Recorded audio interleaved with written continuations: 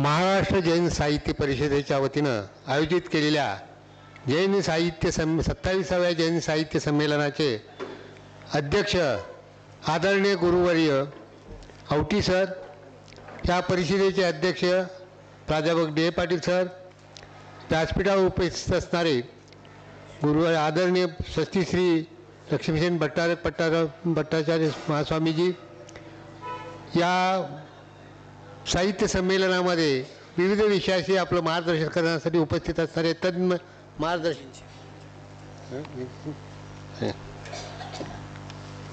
स्वस्तिश्री भट्टाचार्य जिनसेनजी महाराज नांदणी, या ठिकाणी उपस्थित असणारे विविध विषयावर आपल्याला मार्गदर्शन करण्यासाठी तज्ञ मार्गदर्शक, व्यासपीठावरील सर्व सन्माननीय सदस्य, आज या ठिकाणी मला या व्यासपीठावरून जैन पत्रकारिता दशा व दिशा हा विषय दिलेला आहे. माझं संपूर्ण 41 वर्षाची जी सेवा झालेली आहे ते एका मान्यताप्राप्त महाविद्यालयाच्या ग्रंथालयात ग्रंथपाल म्हणून मी काम केलेलं आहे. ते काम करत असताना वर्तमानपत्र, नियतकालिक, ग्रंथ म्हणजे प्रिंट मीडियाचं जेवढं साहित्य येतं आहे त्याच्याशी माझा त्या ठिकाणी संबंध आलेला आहे. काळाच्या ओघामध्ये 40 वर्षाच्या कालखंडामध्ये मी बघत गेलो.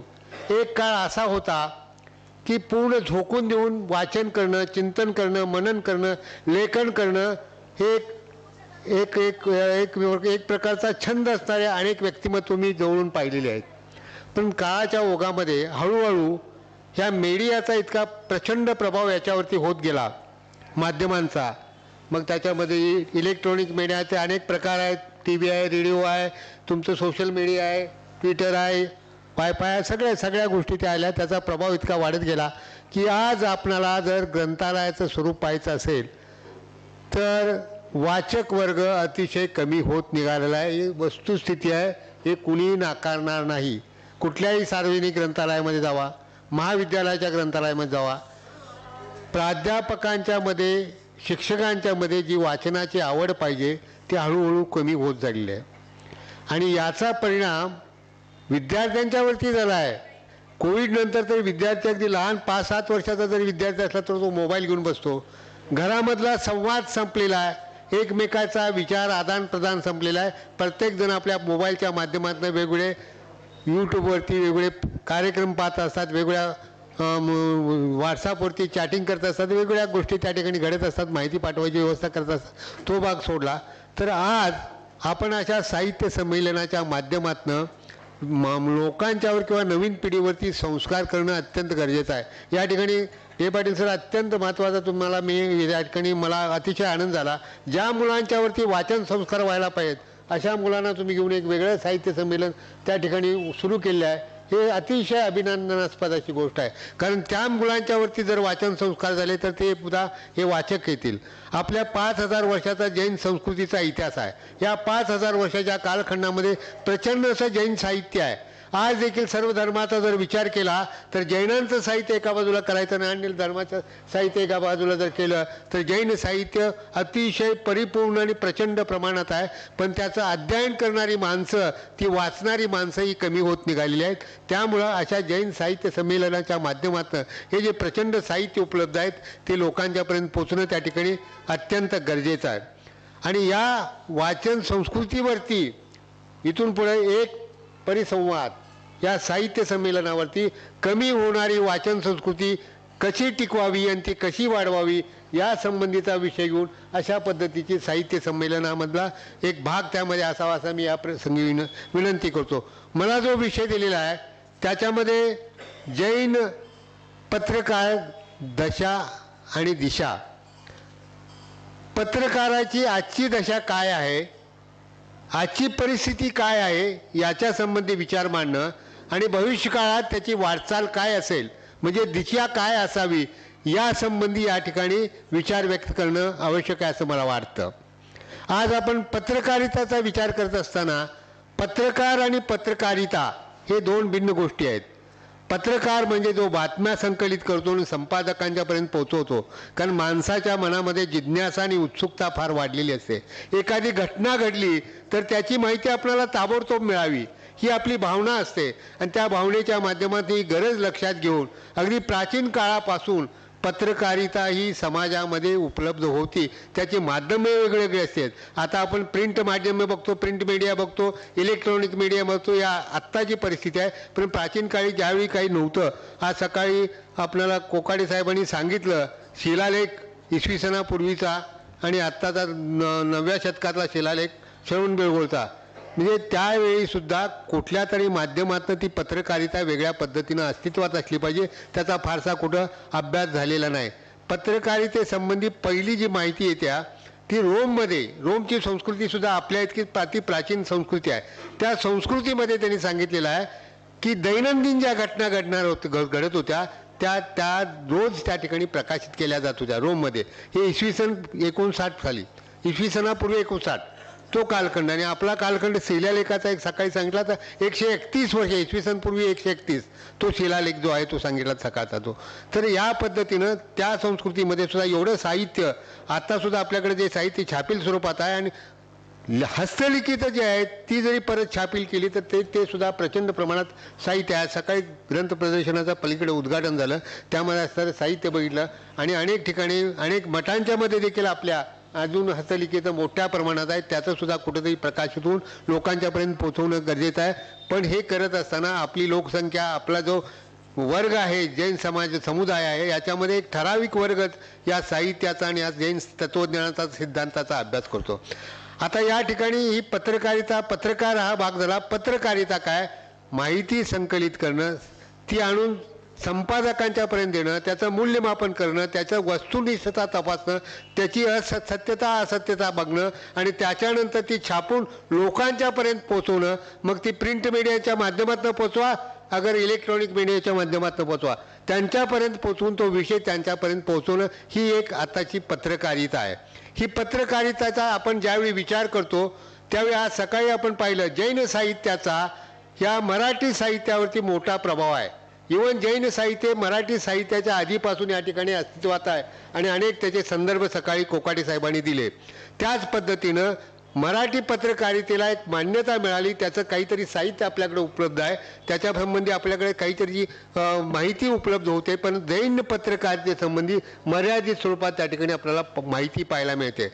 मराठी साहित्याचा ज्यावेळी आपण विचार करतो त्यावेळी आचार्य बाळशास्त्री जांभेकर हे आद्य मराठी पत्रकार म्हणून त्यांना ओळखलं जातं आणि त्यांच्या जन्मदिनी पत्रकार दिन म्हणून साजरा केला जातो. त्यांनी 6 जानेवारी 1832 साली दर्पण हे पहिलं मासिक त्या ठिकाणी प्रकाशित केलं, दर्पण. आणि त्याच कालखंडानंतर आपल्याकडं प्रिंटिंग प्रेस वगैरे आल्यानंतर पुढं जैन बोधक सारखे, जैन दर्शन, हिंदीमध्ये खूप मोठ्या प्रमाणात साहित्य, मोठ्या प्रमाणात पत्रकारिता त्या ठिकाणी आलं आणि त्याच्या बाबतीत खूप जे आलेही गेले. त्या काळाच्या ओघामध्ये काही बंद पडले, काही चालू आहेत अशा पद्धतीनं. कारण ह्या आत्ताच्या परिस्थितीला तर असं कोविडनंतर तर एवढी नियतकालिक आणि मासिकं बंद पडली. आता ज्यावेळी पत्रकारिता आपण विचार करतो त्याच्यामध्ये एक विशिष्ट कालावधीमध्ये प्रकाश शोधून त्या विशिष्ट विषयाचं किंवा जनतेला आवश्यक असणाऱ्या माहितीचं सातत्यानं त्या ठिकाणी माहिती देणं, ज्ञान देणं, हे याला आपण नियतकालिक म्हणतो. नियतकालिकाचे अनेक प्रकार आहेत. दैनिक आहेत, त्याच्यामध्ये साप्ताहिक आहेत, पाक्षिक आहे, मासिक आहे, द्विमासिक आहे, त्रैमासिक आहे, षण्मासिक आहे, वार्षिक आहे, द्विवार्षिक आहे आणि आकस्मिकमध्ये प्रकाशित होणारे काही असे प्रकाशनं सुद्धा त्या ठिकाणी आहेत. तर ही कालांतरानं प्रकाशित होणाऱ्या लोकांना ही माहिती संकलित करण्याकरता आणि ती संपादित करून लोकांच्यापर्यंत पोहोचवण्याकरता त्या ठिकाणी पत्रकारिता या ठिकाणी अस्तित्वात आली. ही पत्रकारिता मराठीमध्ये मोठ्या प्रमाणात पोचली गेली. सुरुवातीला दर्पणच्या माध्यमातून त्या ठिकाणी साप्ताहिक सुरू झालं. त्याच्यानंतर बाळ गंगाधर टिळक यांनी केसरीच्या रूपानं त्या ठिकाणी प्रकाशित केलं. त्याच्यानंतर महात्मा ज्योतिराव फुले यांनी एक साप्ताहिक नियतकालिक डॉक्टर बाबासाहेब आंबेडकरांनी त्या ठिकाणी केलं. गोपाळ गणेश आगरकर असतील, गोपाळ गणेश आगरकर आहे, कृष्णा रानडे असतील, हरिनारायण आपटे संपादक होते काही काळासाठी, महादेव गोविंद रानडे, त्याच्यानंतर गोपाळकृष्ण गोखले, लोकमान्य टिळक, त्याच्यानंतर आगरकर, प्रल्हाद केशव अत्रे, हे मोठे पत्रकार त्या कालखंडामध्ये होऊन गेले. आपल्या इथं त्याचाच पाठपुरावा घेऊन जैन बोधकासारखा अंक सोलापूरहून इथून प्रकाशित होऊ लागला. त्याचे आपले शास्त्रीजी त्याचे प्रकाशक होते मला वाटतं. आणि त्याच्या माध्यमातून नंतर आपलं मुखपत्र जे आहे दक्षिण भारत जैन सभेचे प्रगती जिनविजय आहे, सन्मती म्हणून बाहुबली म्हणून प्रकाशित होत होतं. आपली काही मंडळी वर्तमानपत्राच्या व्यवसायामध्ये होते. Bennett Coleman and company Times of इंडियाचा ग्रुप आहे तो. त्याच्यामध्ये गिरलरलाल जैन असतील, त्याच्यानंतर अशोक जैन असतील, आता जे समीर जैन ते सगळं बघतायत. ही सगळी मंडळी त्या पत्रकारितेमध्ये खरं म्हणजे मोठ्या प्रमाणात त्या ठिकाणी टाइम्सच्या ग्रुपमधनं मोठं प्रकाशन झालं. हा ग्रुप सगळा आपल्याशी माहिती आहे, सगळ्यांना संबंधित आहे. त्याच कालखंडामध्ये स्वातंत्र्योत्तर काळामध्ये 1962ला महाराष्ट्र टाइम्स त्या ठिकाणी अस्तित्वात आला. आणि महाराष्ट्र टाइम्सचे जे संपादक आहेत ते गोविंद तळवळकर जवळ 27 वर्ष संपादक होते. त्याच्यानंतर सकाळचे परोळेकर, नारायण परोळेकर हे मराठी वर्तमानपत्राचे पत्रकार बी होते, ते संपादक बी होते, ते सर्व म्हणजे त्यावेळी फार मोठी अशा पद्धतीनं मानव साधन संपत्ती त्या ठिकाणी ह्या व्यवसायामध्ये लागत नव्हती. मर्यादित लोकांच्या माध्यमातून ही सगळी पत्रकारिता चालू होते. आणि या पत्रकारिता विचार करत असताना आज पत्रकारितेची परिस्थिती सगळी बदलत निघालेली आहे. काही वर्तमानपत्र आहेत ती मान्यता प्राप्त आहेत, सगळी व्यावसायिक झालेली आहेत. मोठ्या प्रमाणात ते जाहिरातीच्या उत्पन्नावरती सगळी वर्तमानपत्र चालली. आणि आता आपली जी धार्मिक वर्तमानपत्र आहेत, धार्मिक जे नियतकालिक आहेत, जी मासिक आहेत, साप्ताहिक आहेत, यांना उत्पन्नाचं काही साधन नाही, त्यामुळे ते मागं पडत आहेत. आता आम्ही प्रगती जिनविजयचं बघतो, वर्गणी वाढवावी लागली. आपल्याला पूर्वी आपलं 500 रुपयामध्ये लाईफ मेंबरशिप होती, आता आपण 1500 केली, कारण पोस्टाने पाठवण्यालाच तेवढा 1500 रुपये खर्च यायला लागलेला आहे. म्हणजे ह्या मुखपत्रांना, धार्मिक मुखपत्रांना फारसं त्या ठिकाणी आता असा राजाश्रयही नाही आहे आणि आर्थिक त्यांना पाठबळही नाही. त्यामुळे ही परिस्थिती सगळी बदलत निघालेली आहे. तर या बदलत्या परिस्थितीमध्ये आता माध्यमाचाही तितकाच मोठा प्रभाव झाला आहे. आज माध्यमं इतकी पॉवरफुल झालेली आहेत. बघता तुम्ही, सकाळी एखादी बातमी जर माध्यमातून बाहेर पडली तर संध्याकाळीपर्यंत एखाद्या माणसाला अगदी महामानव म्हणून निर्माण केलं जातं. आणि एखाद्या माणसाला एका शहरामध्ये महामानवाचा अगदी जमिनीवर आणला जातो. एक बातमी दिवसभर तुम्ही सोडली मीडियामधनं. आज सोशल मीडिया आणि मीडिया एवढे पॉवरफुल झाले, तर या मीडियाच्या माध्यमातून कुणाची सत्ता त्या ठिकाणी ठेवायची ही सुद्धा ताकद आज त्यांच्यामध्ये आहे. त्यामुळे मीडियाची पॉवर आता आपण पाहतो. लोकशाही म्हणून आपण लोकशाही देशामध्ये राहतो. आपल्याला सर्व प्रकारचं धार्मिक स्वातंत्र्य आहे, व आपल्याला बोलण्याचं स्वातंत्र्य आहे. 8 फंडामेंटल राईट जे आहेत आपले, ते सगळे आपण या ठिकाणी बघतो. त्याच्यामधले ही जी अधिकार आपल्याला मिळालेले आहेत, ह्या अधिकाराचा वापर कशा पद्धतीनं करून त्या ठिकाणी हे सगळं नियंत्रित करण्याची ज्या व्यवस्था या ठिकाणी निर्माण झाली आहे, त्यामुळे राज्यसत्ता आपण एकत्रित करू शकतो त्या ठिकाणी.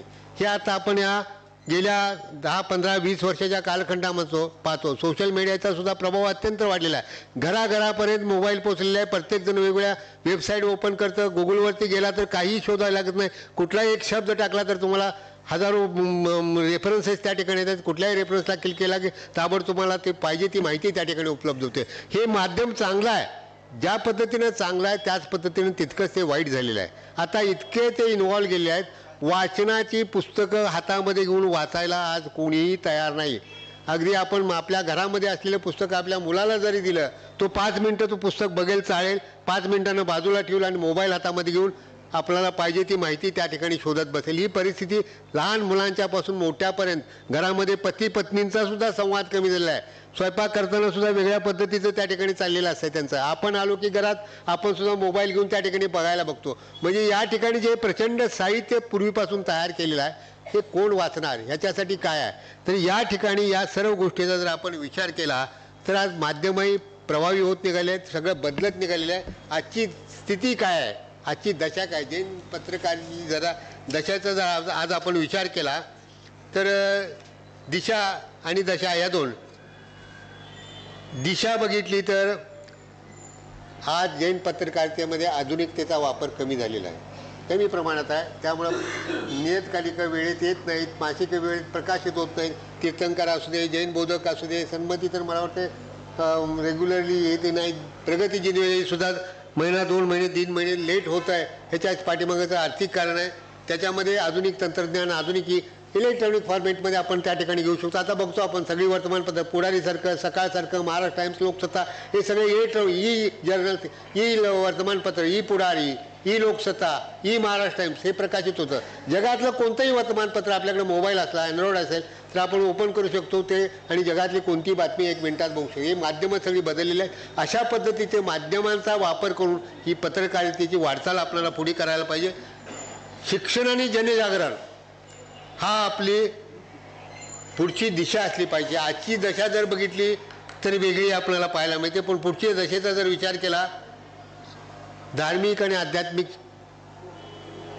चॅनल जे सुरू झालेले आहेत त्यांचं ग्लोरीफाय करण्यासाठी, त्या व्यक्तिमत्वाला एक वेगळं उंचीवर नेण्यासाठी अनेक चॅनल्स आता सुरू झाले आहेत. सगळ्या समाजाने, सगळ्याच धर्माने त्या ठिकाणी चॅनल सुरू केलेले आहेत. त्याच्या माध्यमातून ते एखाद्या राज्याश्रय मिळाल्यासारखं त्या ठिकाणी धार्मिक आश्रय मिळालेला असतो त्यांना, आणि त्यांच्या माध्यमातून ही सगळी चॅनल, त्यातलं मूळ सिद्धांत आणि तत्त्वज्ञान जे आहे धर्माचं ते कितपत त्या ठिकाणी अभ्यासलं जातं आणि त्यांच्यापर्यंत पोचवलं जातं हा एक महत्त्वाचा भाग आहे. मोठमोठ्या ज्या इव्हेंट्स घडत आहेत, मग पंचकल्याण पूजेसारखे इव्हेंट्स असू दे किंवा अन्य कोणत्या इव्हेंट्स असतील, त्या इव्हेंटना एक वेगळ्या पद्धतीचं त्या ठिकाणी कव्हरेज दिलं जातं आणि त्याच्या माध्यमातून लोकांच्यापर्यंत ते कव्हरेज पोचवलं जातं. म्हणजे व्यक्तीचं महत्त्व वाढवण्यासाठी, त्याला प्रसिद्धी देण्यासाठी या सगळ्या चॅनल्सचा वापर केला जातो. आणि त्यामुळं ह्या धार्मिक संस्कार आणि शिक्षण याच्यासाठी त्याचा जास्तीत जास्त वापर कसा करता येईल यासंबंधी त्या ठिकाणी विचार करणं आवश्यक आहे असं मला वाटतं. त्याच पद्धतीने सार्वजनिक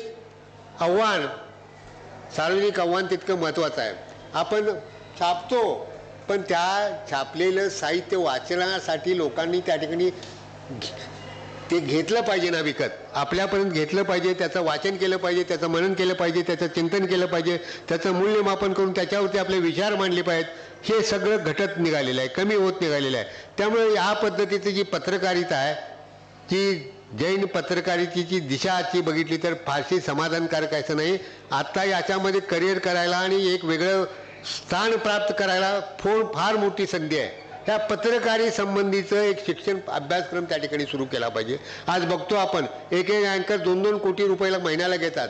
वेगवेगळे जे चॅनल्स आहेत, आज तक असेल किंवा अन्य कोणकोणते चॅनल्स आहेत, रोज आपण डिबेट पाहतो, जे अँकरिंग करतात, क्रॉस करतात एकमेकाला, एखाद्या पक्षाचा भाग म्हणून त्याचे अँकरिंग त्या ठिकाणी करत असतात. विरोधकाला बोलवायचं, त्याला क्रॉस एक्झामिनेशन करायचं, त्याच्याकडनं माहिती काढायचं, अशा पद्धतीने अँकरिंग हे सुद्धा एक ताकद त्या ठिकाणी मोठी आहे. आणि अशा अँकरिंग आणि माध्यमाची ताकद त्यांनी ओळखलेली आहे.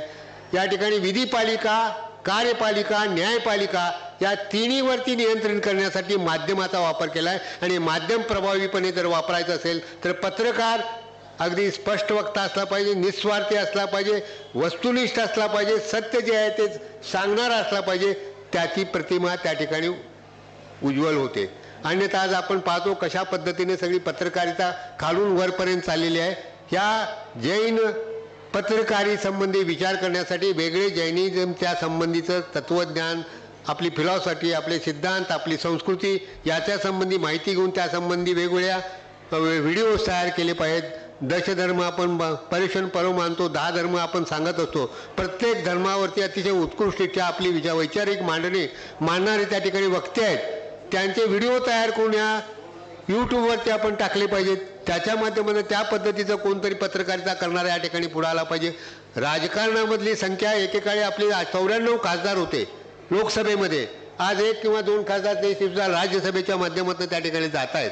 म्हणजे खासदार सुद्धा डायरेक्ट निवडून जाणारे कमी झाले आहे. राजकीय प्रभाव सुद्धा या ठिकाणी कमी होत निघाला आहे. पण हा राजकीय प्रभाव जर टिकवायचा असेल तर जैन पत्रकारिता अतिशय सक्षम झाली पाहिजे, त्या पद्धतीने ताकदवान झाली पाहिजे. त्यांनी त्या पद्धतीनं अभ्यास केला पाहिजे आणि आपली प्रतिमा त्यांनी मीडियामध्ये निर्माण केली पाहिजे. की आज एक लोकांच्या आज मीडियामध्ये आपण प्रतिमा पाहतो, पॉवरफुल आहे ते अँकर, हे बातम्या सांगणारे लोक, त्या अँकरना एक वेगळं स्टेटस आहे, वेगळं महत्त्व आहे. असे अँकर आपल्यामध्ये तयार झाले पाहिजेत, जेणेकरून आज आपली गेलेली राजसत्तेमधला जो सहभाग आहे कमी होत निघालेला आहे, तो परत पूर्ववत आणण्याच्या दृष्टिकोनातून माध्यमं ही त्या ठिकाणी उपयोग करते. मी सांगितलं तुम्हाला, विधीपालिका कायदे करत असते, कार्यपालिका कायद्याची अंमलबजावणी करत असते, न्यायपालिका त्याच्यावरती न्याय देत असते. पण या तिन्हीवरती त्यांचं जर चुकत असेल ते स्पष्टपणे मांडण्यासाठी या ठिकाणी पत्रकारिता आणि माध्यमही अतिशय प्रभावी असली पाहिजे, तरच त्या देशामध्ये लोकशाही टिकत असते. नाहीतर त्या देशामध्ये लोकशाही जर कोणाच्या माध्यमाच्या हातामध्ये घेतली, आता अनेक राज्यकर्ते आपण पाहतो या ठिकाणी, या तिन्ही शक्तींचा त्यांनी लक्षात आलेला आहे, ताकद काय आहे, माध्यमं किती प्रभाव आहे, त्या माध्यमांना आपल्या ताब्यामध्ये ठेवण्याचा प्रत्येकजण प्रयत्न करत असतो. आर्थिक ताकद ही तितकीच असली पाहिजे, ही आर्थिक ताकदसुद्धा आपल्याकडे राहिली पाहिजे, या दृष्टीने त्या ठिकाणी प्रयत्न करत असतो. आणि या माध्यमाच्या माध्यमातून आपण त्या ठिकाणी सत्ता टिकवत असतात, ग्रहण करत असतात आणि त्याही पुढे कसे चालले यासंबंधी प्रयत्न करत असतात. म्हणून या ठिकाणी आता जैन पत्रकारिता विचार करत असताना संस्कार हा भाग महत्त्वाचा आहे. धार्मिक ज्ञान मिळालं पाहिजे, संस्कार झाले पाहिजेत, आपली संस्कृती कळली पाहिजे, आपला इतिहास कळला पाहिजे, याचा अभ्यास करणारे पत्रकार पाहिजेत आणि याचा अभ्यास करणारे पत्रकार आता हळूहळू कमी होत निघालेले. ही त्या ठिकाणी चिंतन आणि मनन करण्यासारखी परिस्थिती आहे. आता आपण पत्रकारितेचा विचार करत असताना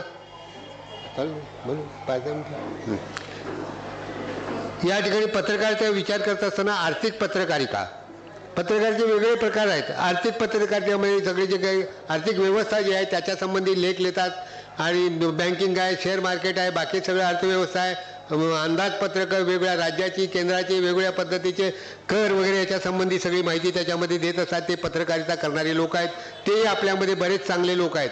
आपल्या समाजामध्ये जवळजवळ 50 ते 60% देशाच्या एकंदरीत CA जेवढे आहेत त्यापैकी 50 ते 60% CA जैन समाजाचे आपल्याला सर्वत्र पाहायला मिळतात. त्यामुळं आर्थिक ज्ञान असणारी मंडळी या ठिकाणी मोठ्या प्रमाणात आपल्याला पाहायला मिळतात. त्याच पद्धतीने ग्रामीण पत्रकारिता, आपला समाज मोठ्या प्रमाणात ग्रामीण भागामध्ये येतो, शेतीवर विसरून आहे. त्या ग्रामीण समाजाचे जे काही प्रश्न आहेत त्याचा अभ्यास करून त्याची पत्रकारितेच्या रूपानं त्या ठिकाणी मांडणी केली पाहिजे. समाजामध्ये ग्रामीण भागामध्ये असणाऱ्या लोकांची आर्थिक व्यवस्था काय आहे, त्यांचे प्रश्न काय आहेत याचा अभ्यास करून त्याची मांडणी करणारी पत्रकारिता. आता बाकीच्या ठिकाणी आहे ती पत्रकारिता करणारी अनेक मंडळी आहेत, ते लिहितात, समाजशास्त्राच्या माध्यमातून त्याच्या संबंधीचे आवाज उठवले जातात, त्याच्यामध्ये परिवर्तन करण्याचा प्रयत्न त्या ठिकाणी केला जातो. विकासाची पत्रकारिता, कशा पद्धतीने आपला विकास होत गेला, विकासाची मांडणी त्या ठिकाणी केली पाहिजे. म्हणजे अगदी कुटुंबापासून, समाजापासून, गावापर्यंत ह्या विकास किंवा शहरापर्यंत किंवा देशापर्यंत कशा पद्धतीनं आर्थिक विकास होत गेला, सर्व प्रकारचा सामाजिक, आर्थिक, शैक्षणिक हे सगळं आहे. आता सकाळी म्हणलं माझं तर आज मत असं आहे, सगळ्यात जास्त जर ग्रॅज्युएट आपण जर सर्वे केला तर सांगली म्हणजे पश्चिम महाराष्ट्रामध्ये सगळ्यात जास्त ग्रॅज्युएट असणारा समाज कोणता असेल तर तो जैन समाज आहे. प्रत्येक घरामध्ये आपण विचार केला तर 5 ते 10 माणसं आपल्याला ग्रॅज्युएट असणारे आपल्याला पाहायला मिळतात. तर या ग्रॅज्युएट पदवीधर संघटना आणि पदवीधर मतदारसंघ याच्यासाठी सुद्धा एक वेगळा त्या ठिकाणी आमदार आहे. पण आपल्या इथं आम्ही केलं, मध्यंतरी आम्ही खूप प्रयत्न केले, घरोघरी जाऊन जवळजवळ 60-70 हजाराची नोंद केली. पण दुर्दैव असं की उमेदवार उभा राहिला की मतदानाला येणार आहे 11 ते 12% लोक मतदानाला येतात. त्यामुळे आपला उमेदवार त्या ठिकाणी जर नोंदलेले सगळे जैन पदवी जर त्या ठिकाणी मतदानाला जर आले तर 100% जैन आमदार एक त्या ठिकाणी होऊ शकतो. एवढी साक्षरता त्या ठिकाणी आपल्याला पाहायला मिळते. त्यानंतर संसदीय पत्रकारिता, रोज वर्तमानपत्र आपण माध्यमातून बघतो संसदेत काय गोंधळ चाललेला आहे, कसं बहिष्कार घातलेला आहे ते पडलेले असतात. खेळाची पत्रकारिता, ती पत्रकार, राजकीय पत्रकारितेसंबंधी रोज आपल्याला वेगवेगळे निवडणुका, त्याच्या संबंधीचे लेख, त्याच्या संबंधी माहिती देणारे या ठिकाणी या सर्व माध्यमाचा प्रभावीपणे अभ्यास करून योग्य त्या पद्धतीनं लिखाण करून त्याची मांडणी योग्य त्या माध्यमातून लोकांच्यापर्यंत पोहोचवणारी आपली एक पत्रकारितेची फळी या ठिकाणी निर्माण झाली पाहिजे. ती एक वेगळी शक्ती आहे, ती एक वेगळी ताकद आहे. आज बघा कुणाच्या ताब्यामध्ये माध्यम आहेत आणि कसं कुठली राजकीय व्यवस्था त्या ठिकाणी संरक्षित केली जाते, प्रोटेक्ट केली जाते. त्यामुळं संख्येनं जरी जे कमी असले तर आज ते राजसत्तेमध्ये आहेत, पूर्ण ताकदीनं ती राजसत्ता त्या ठिकाणी भोगतायत. याचं एक प्रभावी म्हणजे पत्रकारिता आणि माध्यमही त्याचं प्रभावी साधन आहे. त्याच्यानंतर शोधपत्रिका हे एक अतिशय महत्त्वाची अलीकडे आलेली शोधपत्रिका आहे.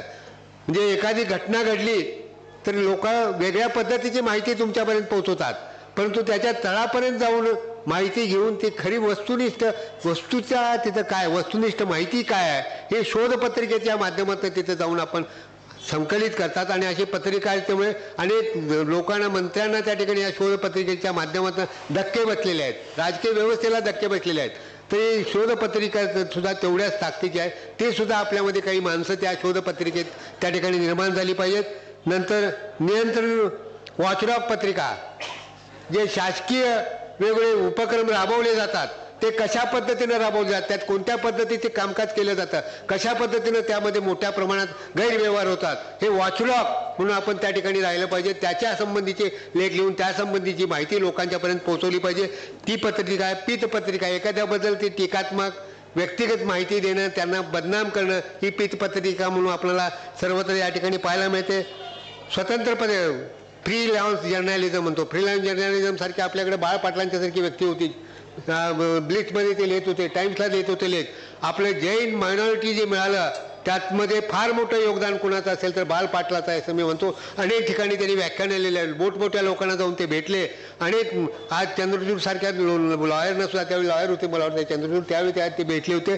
त्यांच्या माध्यमातून सुद्धा जैन मायनॉरिटी मिळवण्यासाठी घटनेमध्ये तरतूद असताना सुद्धा बाजूला काढलं जैन समाजाला मायनॉरिटीमधनं. ते परत मिळवण्यासाठी या पत्रकारितेच्या माध्यमातून देखील फार मोठं त्या ठिकाणी योगदान दिलेलं आहे. तर हे स्वतंत्र पत्रकारिता सुद्धा त्या ठिकाणी आता माध्यमं बदललेली आहेत. टेलिव्हिजन आणि रेडिओ सुद्धा कमी होत निघालेला आहे. टेलिव्हिजन आणि सोशल मीडिया या सगळ्याचा अभ्यास केला पाहिजे आणि याचा प्रभावी वापर आपण समाजामध्ये कोणत्या पद्धतीनं केला पाहिजे याचा अभ्यास केला पाहिजे आणि त्या पद्धतीचं आपल्याला ट्रेनिंग देण्याची व्यवस्था केली पाहिजे. व्हिडिओ बनवणं, ते देणं, त्याचा वेगळ्या पद्धतीनं त्याचं मूल्यमापन करणं आणि त्या माध्यमातून लोकांच्यापर्यंत सगळी माहिती पोहोचवणं, हे सगळं त्या ठिकाणी टेलिव्हिजनच्या माध्यमातून, सोशल मीडियाच्या माध्यमातून हे सगळं करता येईल. धार्मिक पत्रकारिता, आता धर्मासंबंधीचं अनेक रूढी परंपरा आहेत, संस्कृती आहे, या सगळ्याचं मूल्यमापन आपल्याकडे अजूनही केलं जात नाही. पारंपरिक पद्धतीनं चालत आलेलं आहे तेच पुढं चालू दे.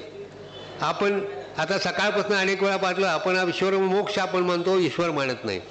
ईश्वराचा या ठिकाणी अस्तित्व नाही असं मानतो. आपण स्वतःचाच उद्धार करायचा, आपण मोक्षाला जायचं हे मानतो आपण.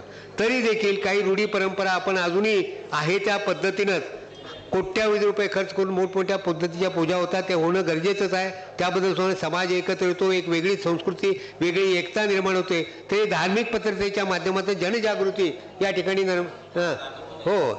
निर्माण करणं या ठिकाणी गरजेचं आहे. अपराध पत्रकारिता आपण जर जैन धर्माचा स्वीकार केला तर अपराध पत्रकारिता करण्याचं कारण नाही. आपण सत्य अहिंसा हे सगळं मानणारी माणसं आहोत. तर अशा पद्धतीनं वेगवेगळ्या पद्धतीनं पत्रकारितेसाठी करिअर करायला समाजामधनं लोक पुढं आणणं ही आजची गरज आहे. तरच खरी जैन पत्रकारितेला भविष्य काळामध्ये दिशा या ठिकाणी मिळेल. या ठिकाणी माझा हा विषय नाही आहे पत्रकारिता, तरी देखील थोडंफार मी जे काही वाचलं, ज्या ठिकाणी मला काही माहिती मिळाली आहे त्याच्या माध्यमातून इथे मी मांडण्याचा प्रयत्न केलेला आहे. माझ्या हातून काही गैर किंवा चुकीचं काही माहिती या ठिकाणी सादर केली असेल तर मी त्याच्यामध्ये क्षमा मागतो आणि मी माझे विचार या ठिकाणी थांबवतो. धन्यवाद. जय हिंद, जय जिनेंद्र.